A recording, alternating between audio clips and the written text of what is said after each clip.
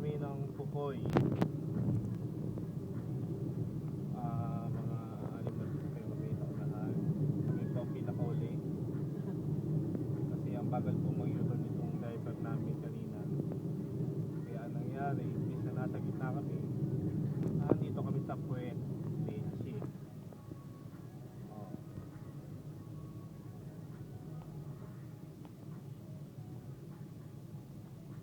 Yan, dinadaanan po namin. Hindi mo maririnig kasi maingay. Slow down music.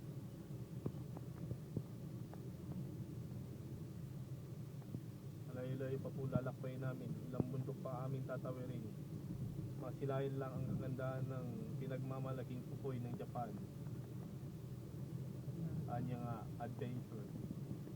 Adventure with paring Noel sa likod ko. Ewan ko kung tulog. Gising pala. Natatagpa kasi ng shades. Yung mata. Tinatago ng shades. Kawa. Saan? Wala na.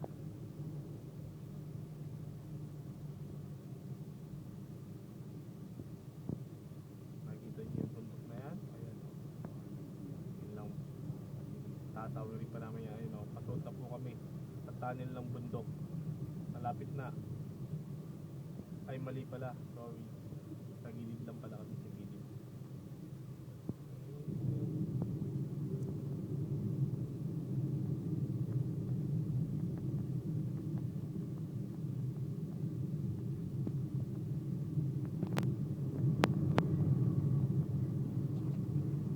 Ang driver po namin. At ako. At ang pasahero sa likod. May plakda, tulog, isa.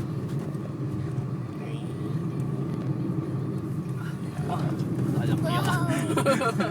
Feeling nyo lang nagdi-trip kami pero hindi. Hindi po kami nagdi-trip. Tokyo Drift. Hindi to Tokyo trip. Nagoya. Nagoya trip. Gifu. Gifu trip. Ayun na po yung mga kasama namin nasa unahan.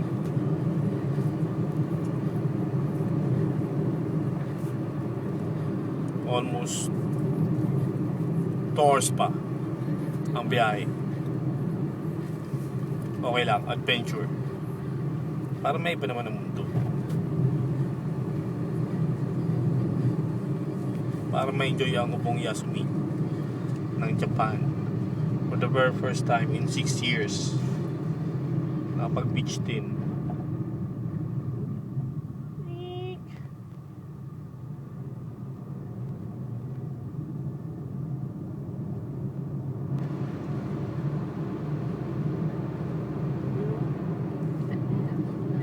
Kikita ko kaya?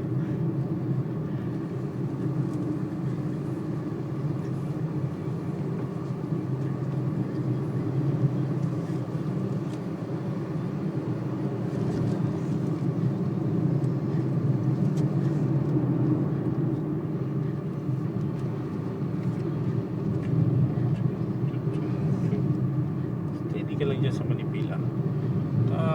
Pag-iwang-iwang pa naman to. Baka magkamali ka ng kapig, mahulog tayo.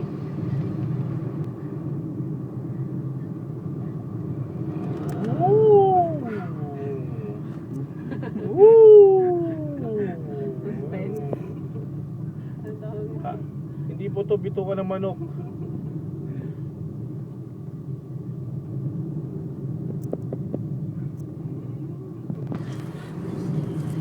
Parang lasing, no?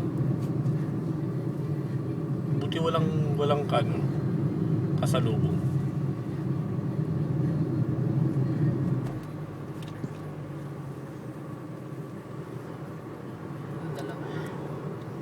Para kay Nang Rodena Asarias. Kita-kits tayo sa Pukoy. Kung magkita tayo, lawak-lawak kaya ng Pukoy. Malay mo, biglang katabi mo lang pala.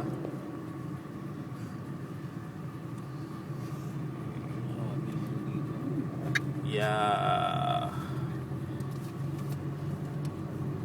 Okay, that's for the meantime. I'll be right back after this commercial. Bye bye.